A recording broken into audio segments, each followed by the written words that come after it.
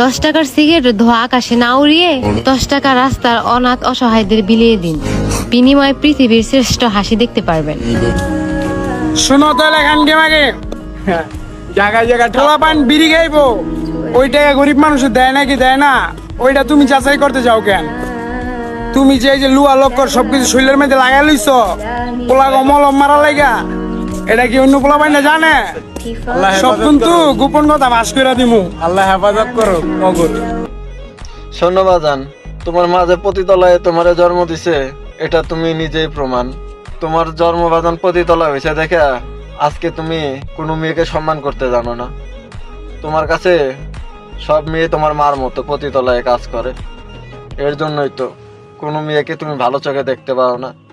না হলে মেয়েদেরকে সম্মান করতে শিখতা, তোমার মা তো এটা শিখায় নাই, কারণ তোমার জন্ম তো পতিতলায় বাজান। এইসব জিনিস বাদ দাও, সামনে এসো না জীবনে।